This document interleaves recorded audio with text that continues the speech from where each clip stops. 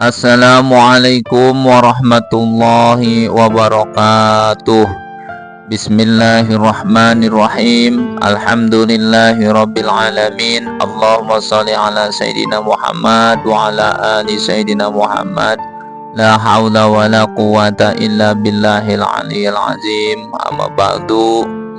Alhamdulillah, kita bersyukur kepada Allah dengan sebenar-benarnya bersyukur karena sampai dengan saat ini, detik ini, kita masih diberikan kemampuan, kekuatan oleh Allah untuk menjalankan ketaatan dan ibadah. Mudah-mudahan Allah selalu melimpahkan rahmat dan kasih sayangnya, taufik dan hidayahnya, maghfirah dan ridhonya. Salawat dan salam semoga selalu tercurah kepada junjungan kita Nabi besar Muhammad Sallallahu Alaihi Wasallam, kepada para keluarganya, juriyahnya, sahabatnya, pengikutnya. Mudah-mudahan kita semua yang hadir di sini dan yang mendengarkan ini semua adalah pengikutnya yang setia, yang senantiasa selalu menyampaikan sholawat dan salam kepada beliau. Mudah-mudahan kita mendapatkan syafaatnya dan dikumpulkan bersama beliau di surganya Allah. Amin ya Allah ya Rabbal Alamin. Baik, Al-Fakir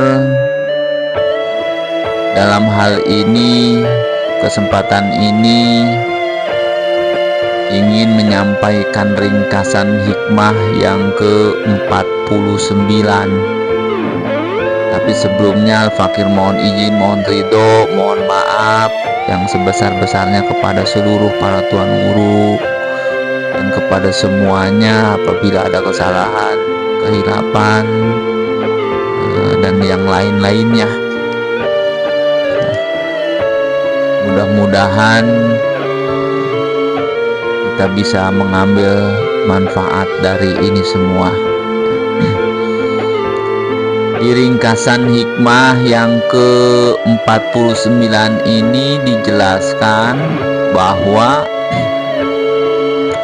dosa-dosa yang pernah kita lakukan, janganlah dosa-dosa itu dianggap besar. Apabila besarnya dosa itu mendatangkan buruk sangka dengan Allah.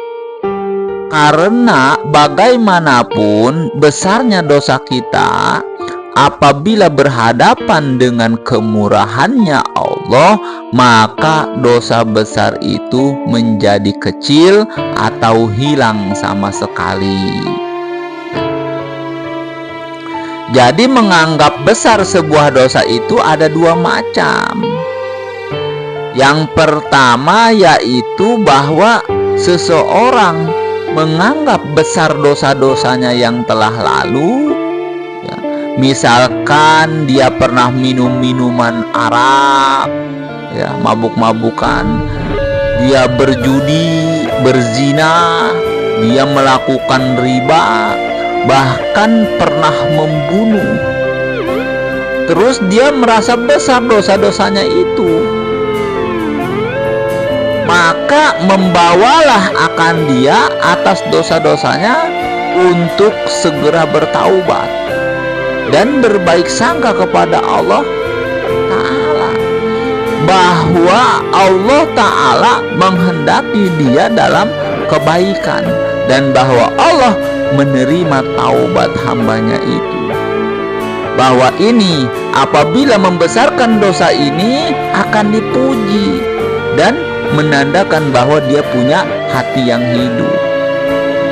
Ini menganggap besar dosa-dosanya itu, tetapi untuk bertaubat kepada Allah, ya.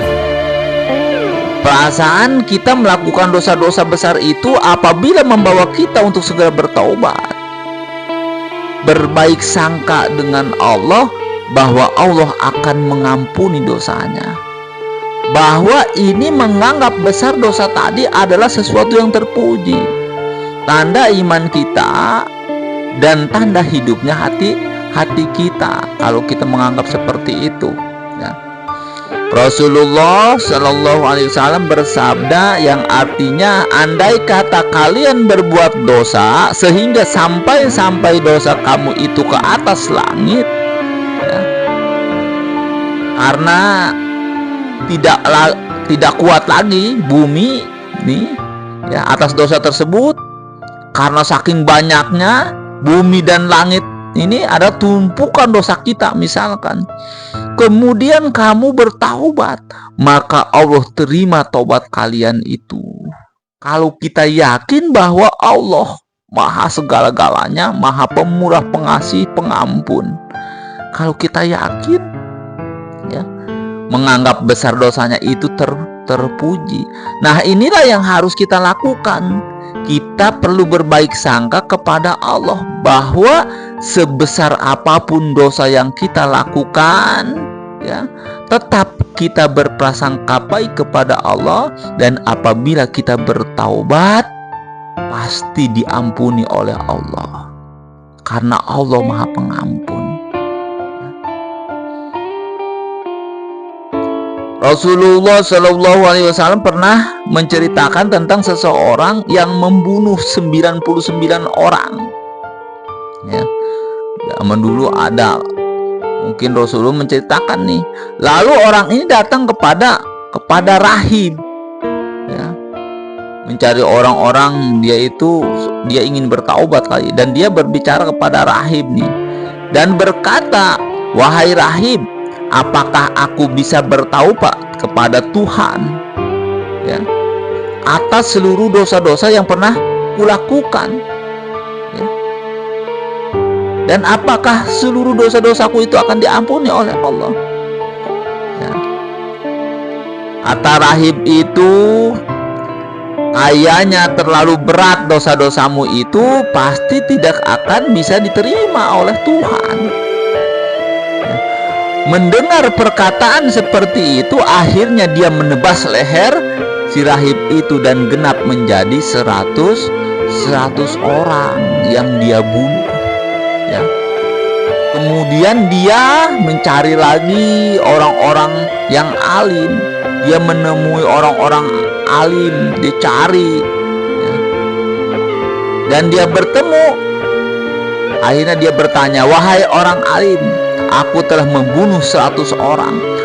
Apakah bisa diterima oleh Allah kalau aku bertobat?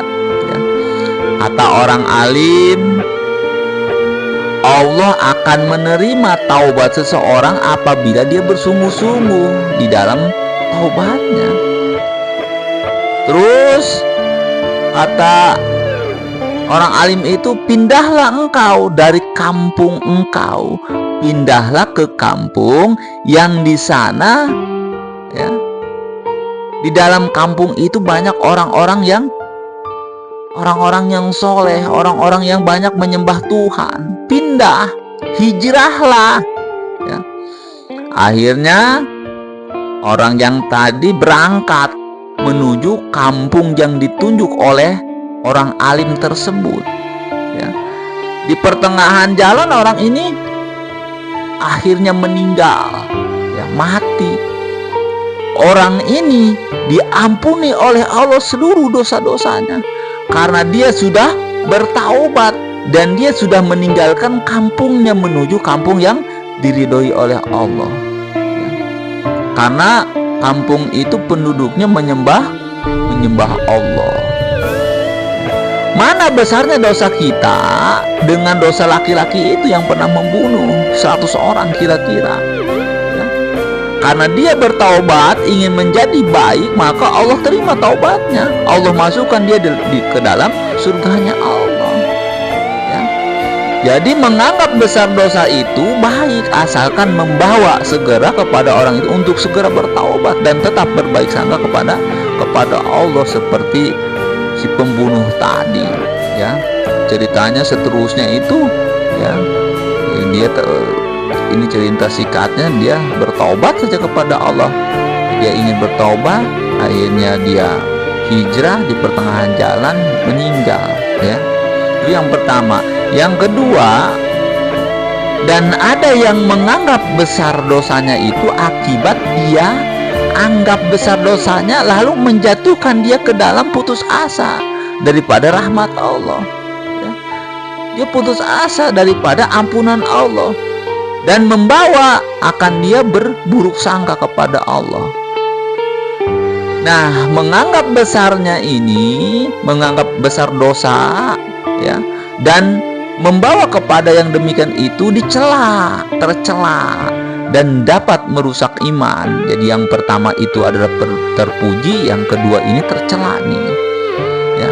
Dan berburuk sangkanya itu dianggap lebih berat, lebih besar daripada dosanya itu yang dianggapnya besar. Jadi berburuk sangkanya, dia putus asa dari rahmat Allah itu ternyata lebih berat, lebih besar daripada seluruh dosa-dosa yang dia lakukan. Maka tidaklah patut bagi seseorang hamba bahwa dia menganggap besarnya dosanya dia yang membawa kepada putus asa dari rahmat Allah dan ampunan Allah, ya. Bahkan atasnya hendaknya bertaubat kepada Allah dan berbaik sangka dengan Allah dan mengetahui hikmah-hikmah Allah pada yang menjatuhkan dia atas dosa itu, ya. Kita jangan putus asa dari rahmat Allah, dari ampunan Allah, dan juga, ya, jangan pengaruhi orang untuk berputus asa, ya. Seperti yang si rahib tadi, ya, dia mau bertobat kayaknya tidak diterima, memutus asakan orang yang hendak bertaubat, ya. Tadi si rahib itu akhirnya ditebas, ya. Seperti itu ada dua, ya. Ada juga cerita di zaman dulu, ya, ada seorang perempuan datang kepada sahabat Rasulullah dan berkata, "Wahai sahabat, bahwa saya ini melakukan perzinahan, terus hamil. Setelah melahirkan anaknya itu, saya bunuh. Maka adakah saya ini bisa bertaubat?" Kemudian sahabat itu marah-marah sambil berkata, "Pergi kamu dari sini. Aku takut kalau bala bencana turun di tempatku ini." Ya. Akhirnya si perempuan ini kecewa, pecah hatinya karena tidak diberi harapan, ya. Kemudian sampailah cerita ini kepada Rasulullah, dan Rasul pun menegur sahabat tadi bahwa tidak ada dosa yang tidak diampuni oleh Allah selama orang itu ingin bertaubat, ingin kembali kepada Allah dengan sebenar-benarnya, dengan sungguh-sungguh. Tidak ada, ya. Ditegurlah sahabat ini.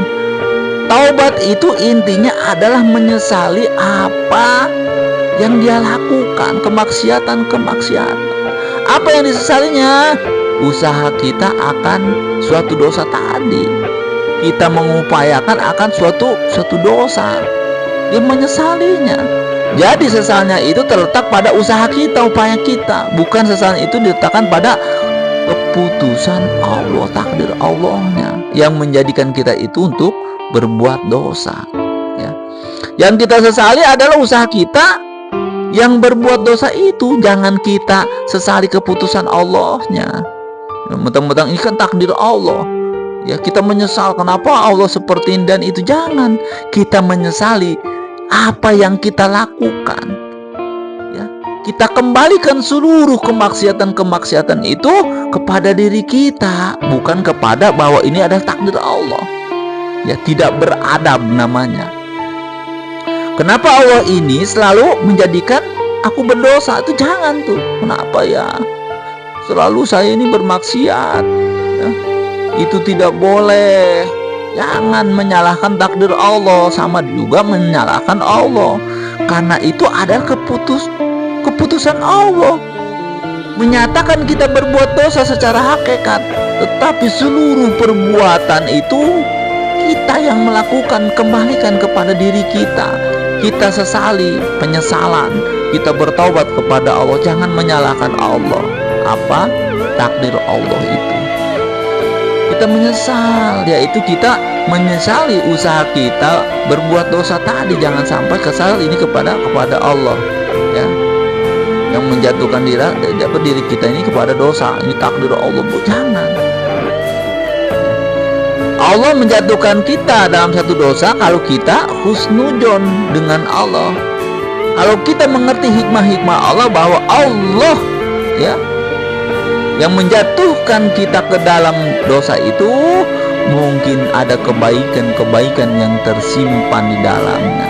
Makanya jangan disesali keputusan Allah itu yang menjatuhkan kita ke dalam dosa. Kita sesali perbuatan usaha-usaha kita itu, tetapi jangan menyesali atau menyalahkan Allah ya. Allah memutuskan kita untuk melakukan dosa itu, menghendaki kita melakukan dosa itu, maka kita pun pasti berbuat dosa ya. Kalau sudah takdir Allahnya di sana berbuat dosa, ya kita pasti ya. Nah, barangkali di situ ada rahasia Allah, bahwa mungkin Allah menginginkan kita agar bertaubat atas dosa itu ya. Dan tobatnya itu menjadikan kita untuk masuk surganya Allah, bisa jadi ya, seperti itu.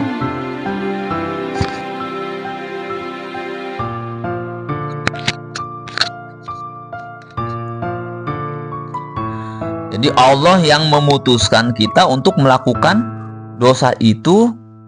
Allah yang menghendaki kita melakukan dosa itu ya, dipastikan kita akan berbuat dosa ya. Tetapi kita jangan menyalahkan Allah. Siapa tahu Allah yang lebih tahu, bisa memasukkan kita ke dalam surganya Allah gara-gara dosa itu. Akhirnya kita bertobat.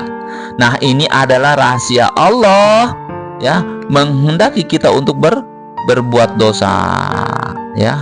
Dia menetapkan kita untuk melakukan dosa. Jadi Allah yang maha tahu segala-galanya.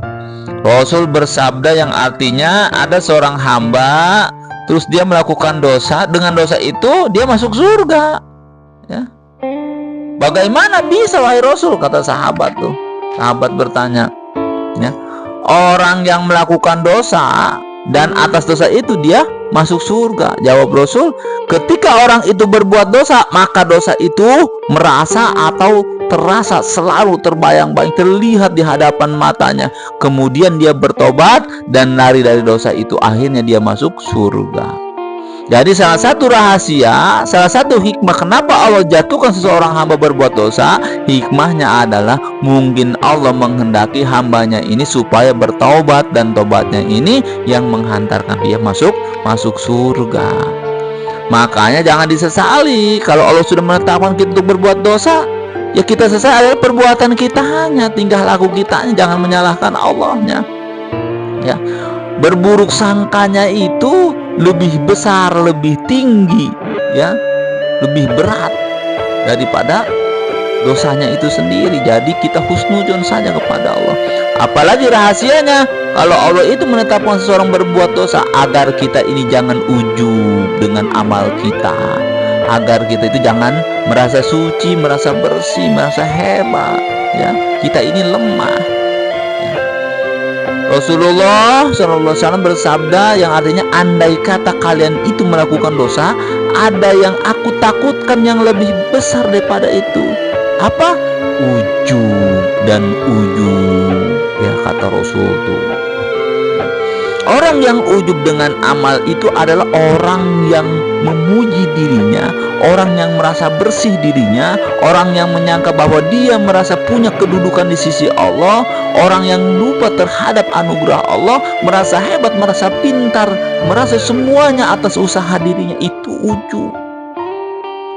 Kalau kita ini tidak dijatuhkan oleh Allah dalam satu dosa ya, taat saja yang kita lakukan, ibadah saja. Nah, itu suatu saat di dalam hati kita akan timbul bahwa aku ini adalah orang soleh, orang yang bersih, aku ini adalah mulia. Ini yang tidak diingini oleh Allah. Kata Rasul, begitu dia dijatuhkan Allah di dalam dosa, akhirnya dia sadar ternyata diriku ini adalah tidak bersih. Ternyata diriku ini adalah memiliki aib-aib dan tidak memiliki kedudukan apa-apa di mata Allah.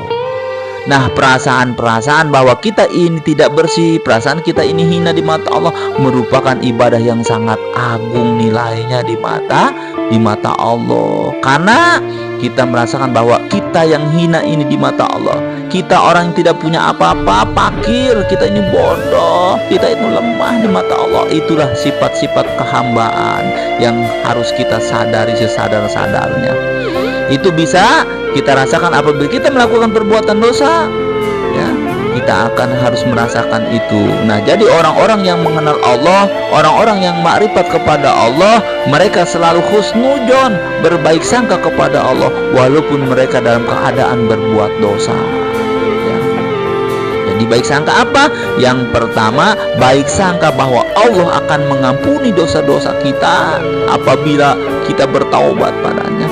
Yang kedua, baik sangka bahwa Allah menjatuhkan aku pada perbuatan dosa ini adalah demi kebaikan diriku sendiri agar tidak merasa bersih, hebat, mulia. Itulah, ya, kurang lebihnya perjalanan tentang hikmah yang ke-49. Jadi dosa-dosa yang kita perbuat, apapun dosanya, hendaknya dosa-dosa itu kita anggap sesuatu yang besar yang mendorong kita untuk segera bertaubat kepada Allah dan selalu berbaik sangka kepada Allah bahwa taubat ini pasti diterima oleh Allah. Karena Engkau adalah maha segala-galanya, wahai Allah. Jangan sampai kita membesar-besarkan dosa kita ini yang membawa kita berputus asa dari rahmat Allah, melupakan anugerah dan ampunan Allah. Karena itu lebih besar daripada dosa itu sendiri, ya. Misalkan dosa-dosa besar yang kita zina, berjudi segala macam, terus kita berburuk sangka, lebih besar. Kalau kita melakukan dosa-dosa besar itu, lalu kita beranggapan dosaku ini tidak diampuni oleh Allah karena kebanyakan dosa, nah anggaplah seperti itu, lebih besar dosanya daripada dosa besar itu sendiri, ya. Ini yang dikhawatirkan. Silahkan membesar-besarkan dosa selama tidak sampai kepada keputusasaan atau berburuk sangka kepada Allah. Maksudnya seluruh dosa-dosa yang pernah kita lakukan, yang dulu, yang sekarang, dan yang akan datang, jangan sampai kita berburuk sangka kepada Allah. Kita yakin, kita bertobat dan yakin akan diterima tobatnya kita oleh Allah Subhanahu wa ta'ala. Wallahu alam bisawab. Mudah-mudahan bermanfaat apa yang disampaikan ini. Mohon maaf lahir dan batin. Bila taufiq hidayah. Assalamualaikum warahmatullahi wabarakatuh.